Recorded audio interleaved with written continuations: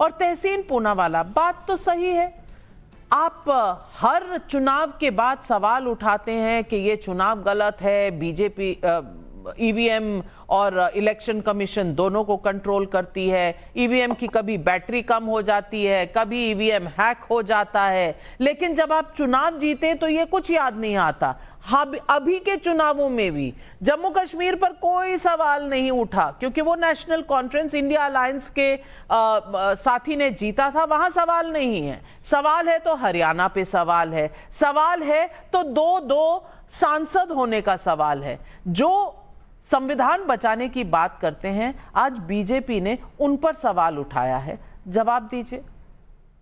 Namika ji, thank you. आपकी show में मुझे शिरकत करने का मौका मिला, इसलिए आपका शुक्रगुजार हूँ। शुरुआत में आपको, अपने परिजनों को, सभी पैनलिस्ट को, उनके परिवार वालों को, टाइम नाउ के सभी दर्शकों को दिवाली की ढेर सारी शुभकामनाएं। नाविका जी, ईवीएम में, क्योंकि आप जानते हो मैं खुद स्वयं प्रैक्टिशनर हूँ, 2 या 3 चीज में बहुत संक्षेप में कहना चाहता हूँ।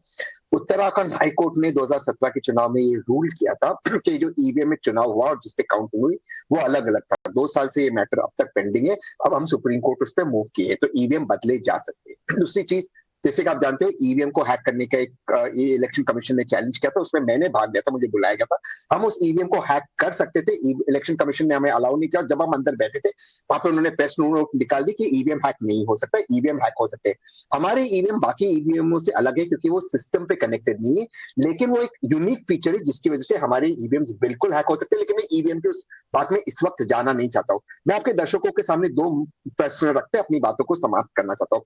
जब भी ईवीएम में मान लो हैकिंग में कोई गलती है और गलती से गलत वोट आता है, कहीं भी किसी भी सूबे में, केरला में, मध्य प्रदेश में, आसाम में वगैरह, वो गलत वोट हमेशा भाजपा के लिए क्यों आता है? कभी भी कांग्रेस, लेफ्ट, आम आदमी पार्टी का क्यों नहीं आता? पहली बात। दूसरी बात, आप मुझे 1947 से 2024 के हरियाणा चुनाव तक कोई भी चुनाव आप उठा दीजिए, विनिंग पार्टी के बैलेट वोट्स और ईवीएम वोट्स का अंतर दिखा दीजिए, और कांग्रेस पार्टी का हरियाणा और मध्य प्रदेश 2020 का आप देखिए कि बैलेट और ईवीएम में फर्क कितना है।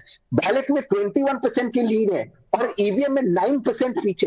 ये किसी भी और इलेक्शन में पॉसिबल नहीं, स्टैटिस्टिकली पॉसिबल नहीं। सांसद 2-2 कैसे हो जाएंगे? ईवीएम सही भी हो तो भी 2 सांसद एक कॉन्स्टिट्यूएंसी के कैसे हो जाएंगे, अनऑफिशियल हो या ऑफिशियल हो?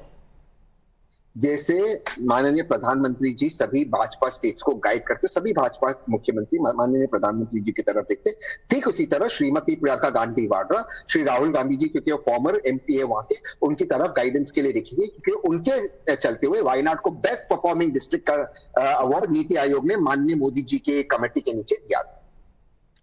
पता नहीं प्रियंका गांधी वाड्रा जी को ये आप जो कह रहे हैं उन्हें ठीक लगेगा कि नहीं? एक महिला होते हुए मुझे तो ठीक नहीं लगता। क्या महिला खुद अपना कॉन्स्टिट्यूएंसी भी नहीं देख सकती? उन्हें देखना पड़ेगा किसी और की तरफ।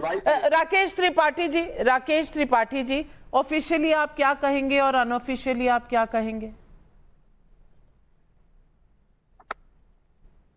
मैं तो जो कुछ भी कहूंगा वो बिल्कुल ऑफिशियल ही कहूंगा। अनऑफिशियल कहने के लिए प्रवक्ता के पास कम से कम इसको स्पेस नहीं होता है। तहसीन पूनावाला कह सकते हैं क्योंकि वो ऑफिशियल प्रवक्ता नहीं है। लेकिन आज दीपोत्सव का भव्य त्योहार मनाया जा रहा है अयोध्या से, और दीपोत्सव के इस त्योहार से आज पूरी दुनिया आलोकित हो रही है, अंधकार मिट रहा है। विजयादशमी के त्योहार पर अहंकार मिटाने का काम हम करते हैं, लेकिन यह कांग्रेस का अहंकार और कांग्रेस का अंधकार, ये दोनों ही नहीं मिट रहा है। कांग्रेस जिस मुगालते में जी रही है, जिस अहंकार में जी रही है, उसको लगता है कि जो मीठा मीठा गप होगा और कड़वा कड़वा जो होगा उसको हम थू कर देंगे। जहां जीत जाएंगे वहां ईवीएम ठीक हो जाएगी, जहां हार जाएंगे वहां ईवीएम गड़बड़ हो जाएगी। इसलिए संविधान का अपमान करने का काम 2024 के लोकसभा चुनाव में, नाविका जी, सबसे ज्यादा इश्यू विपक्ष की ओर से उठाया गया था कि भारतीय जनता पार्टी संविधान बदल देगी, जबकि इससे बड़ा झूठ कोई हो नहीं सकता है। संविधान को बदलने का काम और संविधान को अपमानित करने का काम यह तो कांग्रेस पार्टी ने ऑफिशियल किया है। 42वां संविधान संशोधन में संविधान का प्रियम्बल, जो संविधान की आत्मा है, उसमें संशोधन कर देने का काम किया है। और देश में सबसे ज्यादा 356 लगा करके संवैधानिक ढंग से नियुक्त की गई सरकारें, जो चुनी गई सरकारें हैं, उनको 100 से अधिक बार बर्खास्त करके संविधान का अपमान बारंबार करने का काम ये कांग्रेस पार्टी ने किया है। और आज राहुल गांधी जो बात कह रहे हैं ना, उसको बहुत सहज ढंग से नहीं ले सकते हैं। ऑफिशियल एमपी और अनऑफिशियल एमपी, ये बात उसकी स्वीकारोक्ति कर रहे हैं। अरे चुन करके आते हैं, उसके बाद संविधान की शपथ लेते हैं। आप शपथ लेने के बाद ऑफिशियल और अनऑफिशियल की बात कर रहे हैं। मुझे लगता है ये लोकतंत्र में जनमत का भी अपमान है और इस अपमान को जनता सहन नहीं करेगी। और इसीलिए आज कांग्रेस की जो दशा हो रही है ना, इस दशा और दिशा को कांग्रेस को समझना होगा। तहसीन पूनावाला ने ऐसी बड़ी बड़ी बातें करी कि बिल्कुल ईवीएम को हैक किया जा सकता है। ऑनरेबल सुप्रीम कोर्ट में इस पूरी बात की याचिका लेकर के गए थे और इलेक्शन कमीशन ने जब इस बात का चैलेंज किया था ना, तब तो हैक कर नहीं पाए।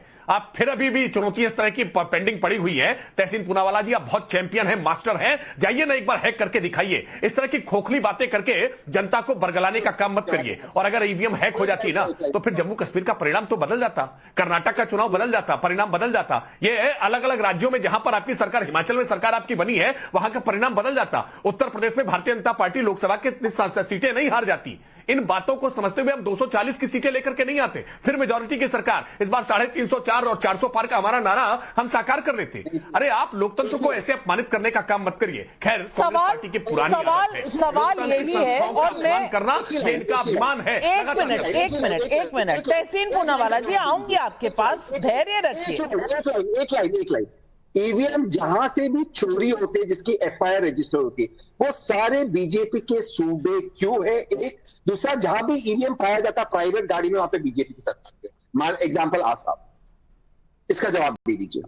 क्यों कोई और स्टेट में ईवीएम चोरी नहीं होता? ये झूठ बोल करके आप ऐसे बरगलाने का प्रयास मत करिए भाई। पे केस कीजिए। अच्छा, आप करेंगे, बेल करेगा, ईवीएम इलेक्शन कमीशन करेगा, क्योंकि हम इलेक्शन कमीशन पर आरोप लगाते हैं जो पीएसयू है, जो मेरे नहीं, आपने बहुत खोखला तर्क, तहसीन आपने बहुत खोखला तर्क रखा कि बैलेट पेपर में कुछ अलग निकल रहा है और ईवीएम में कुछ अलग निकल रहा है। अरे भाई, बैलेट पेपर पर वोट करने वाला क्लास अलग है। कहीं पर सरकारी कर्मचारी हो सकता है कि भारतीय जनता पार्टी से नाराज हुआ हो, वो बैलेट पेपर पर उसने यूज किया है, लेकिन जो ईवीएम पर वोट डालने वाली थी वो सामान्य जनता थी, वो क्लासिफाइड जनता नहीं थी। इसलिए ईवीएम के वोट पर के परिणाम और बैलेट के वोट के परिणाम में अंतर जो आप स्थापित करके ये स्थापित करना चाह रहे कि बैलेट पेपर से सबसे अच्छा परिणाम आता है। इसी बैलेट पेपर की कैसे लूट हुआ करती थी, इसी बैलेट पेपर में कैसे पानी डाल दिया जाता था, स्याही डाल दिया जाती थी, लोकतंत्र का किस तरह से चीरहरण होता था, ये देखा है ना हमने, कैसे ठप्पे लगाए जाते थे। आप हर तरह से निराश हो चुके हैं, कोई नीति आपकी काम नहीं कर रही है, कोई प्रचार अभियान आपका काम नहीं कर रहा है, तो आप ईवीएम पर नहीं, जब तेलंगाना का चुनाव जीते थे तो प्रचार काम कर गया था।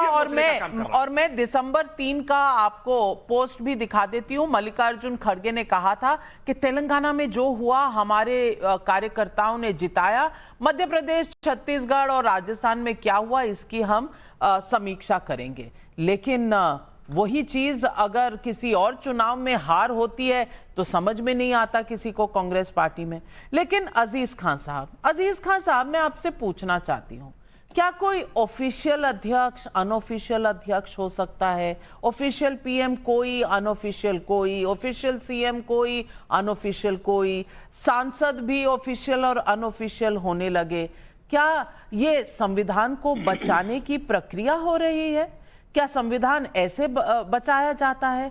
कभी चीफ जस्टिस पर हमला तो कभी इलेक्शन कमीशन पर हमला। क्या इस तरह से संविधान बचेगा? अजीज खान।